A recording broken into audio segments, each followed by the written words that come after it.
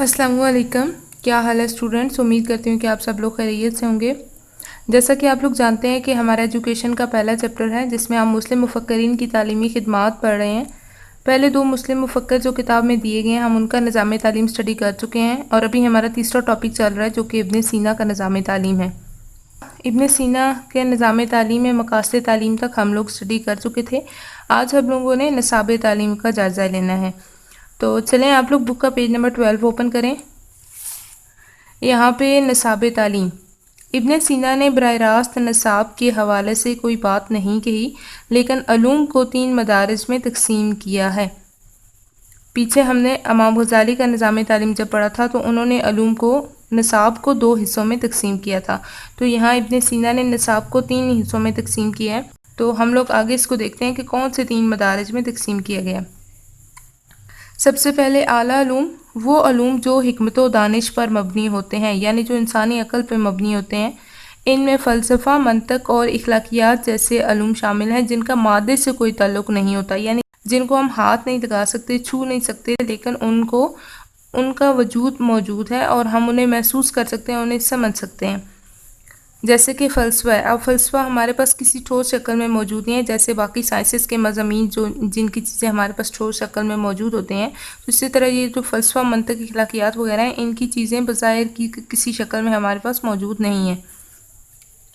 دوسرے نمبر میں دنیاوی علوم بتائے گئے ہیں جن کا مادے سے تعلق ہوتا ہے، مادے سے یعنی جن کو ہم چھو کے محسوس کر سکتے ہیں، چھو کے دیکھ سکتے ہیں، ہاتھ لگا سکتے ہیں، مثلاً علم کیمیا، علم طبیعیات وہ علوم جن کو ہم دیکھ سکتے ہیں، چھو سکتے ہیں، اور علم طب وغیرہ، ٹھیک ہے، یہ سارے وہ علوم ہیں جن کی چیزیں، جن کے ایلیمنٹس ہمارے پاس موجود ہوتے ہیں، ہم ان کی جانچ پڑتال کر سکتے ہیں۔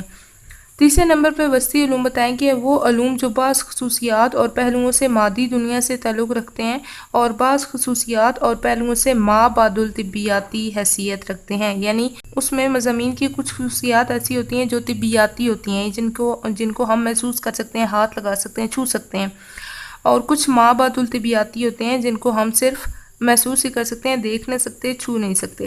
مثلاً علم ہندسہ، علم فلکیات، فن موسیقی اور حساب وغیرہ کے ان کے جتنے بھی ایلیمنٹس ہوتے ہیں، ان میں سے کچھ ایسے ہوتے ہیں جن کو ہم صرف سمجھ سکتے ہیں، اور کچھ ایسے ہوتے ہیں جن کو ہم دیکھ بھی سکتے ہیں، جن کو ہم اپنے ہاتھوں سے چھو سکتے ہیں۔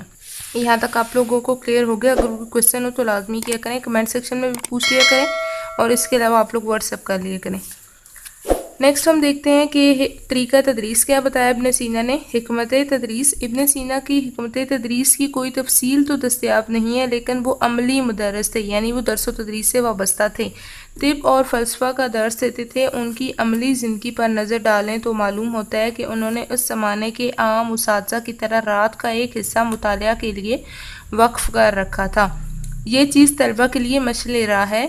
طلبہ کے لیے ان کی ہدایات یہ ہو سکتی ہیں، یعنی باقاعدہ کتابی شکل میں انہوں نے ہدایات نہیں لکھی، لیکن جب ان کے طریقہ تدریس کا جائزہ لیا جائے تو طلبہ کے لیے یہ ہدایات ہو سکتی ہیں ان کی۔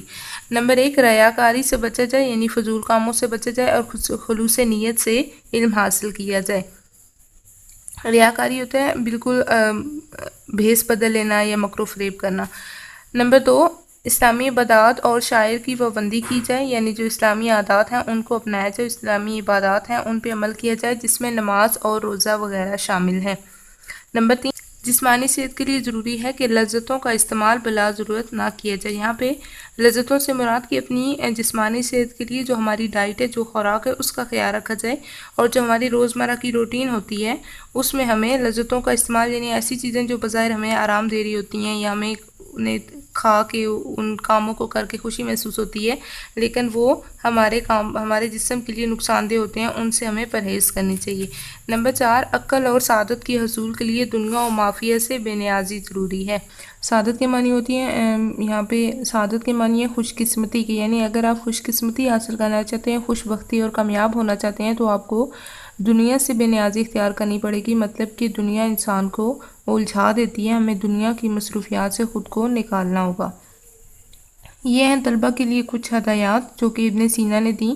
آگے ہم دیکھتے ہیں کہ استاد اور شاگرد کے تعلقات کے حوالے سے ابن سینا نے کیا کہا۔ انہوں نے ایک وصیت میں ایسا لائے عمل دیا ہے جو شاگردوں کے لیے خصوصی اہمیت کا حامل ہے۔ آپ فرماتے ہیں کہ تم کو سب سے پہلے اور سب سے آخر میں خدا کا خیال کرنا چاہیے اور اپنی آنکھوں میں اس کے دیدار کا سرما لگانا چاہیے، یعنی ہر وقت خدا کی یاد کو اپنے ذہن میں رکھنا چاہیے، ہر کام اس کے حکم کے مطابق اس کی خوشنودی حاصل کرنے کے لیے کرنا چاہیے۔ اس کے بعد پاؤں جما کر کھڑے رہنا چاہیے، یعنی جو کام آپ ٹھان لیں اس کو بالکل اچھے طریقے سے کریں، اور جو ہمیں اللہ تعالیٰ نے راہ دی ہے، اللہ تعالیٰ نے ہمیں جو رسی پکڑائی ہے، جو ایمان جو دین ہمیں دیا ہے، ہمیں اس کے بالکل عین مطابق چلنا چاہیے، اس سے ہٹنا نہیں چاہیے، لڑکھڑانا نہیں چاہیے۔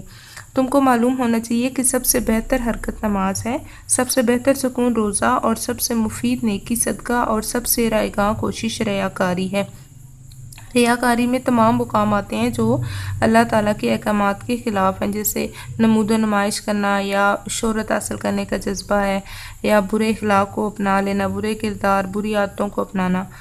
بحث و مباحثہ میں مشغول رہنے سے دل کا زنگ دور نہیں ہوتا، یعنی جو فضول باتیں ہیں اگر اس میں آپ لگے رہتے ہیں تو آپ کے دل کو تازگی نہیں ملتی، آپ کے دل کو سکون نہیں ملتا فضول کی بحث و مباحثہ میں مشغول رہنے سے۔ بہترین عمل وہ ہے جو خلوص نیت سے کیا جائے، اور بہترین نیت وہ ہے جو علم سے پیدا ہو۔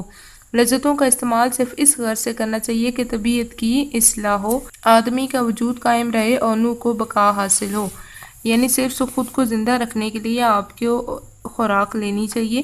اس کے علاوہ جو ضرورت سے زیادہ کی خوراک ہے وہ انسان کو سست کرتی ہے، یعنی کھانا صرف اتنا ہی کھائیں کہ آپ کا وجود قائم رہے اور آپ کے جسم کی جو ضرورت ہے وہ پوری ہوتی رہے۔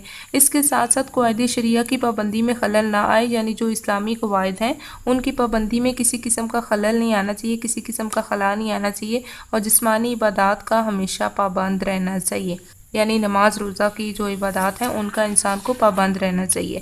یہ تھا ابن سینا کا نصاب تعلیم، جو کہ ہم لوگوں نے تفصیل سے دیکھ لیا۔ اگر اس میں کوئی کنفیوژن ہے، کوئی کوشچن ہے، کیونکہ اس میں بہت سے ایسی ٹرمز یوز کی گئی ہیں، ایسے ورڈز ہیں جو اسٹوڈنٹس کو تھوڑا کنفیوز کرتے ہیں، تو اگر آپ کو کوئی ورڈ ابھی تک کلیئر نہیں ہوا تو آپ لوگ فوراً مجھ سے پوچھ لیں۔ اور اس کے علاوہ بھی پیچھے جتنے ہم لیکچرز کر چکے ہیں، اگر ان کے حوالے سے آپ کا کوئی کوشچن ہو تو آپ مجھ سے لازمی کیا کریں، ٹھیک ہے؟ ملتی ہوں آپ کو نیکسٹ ویڈیو میں، تب تک کے لیے اللہ حافظ۔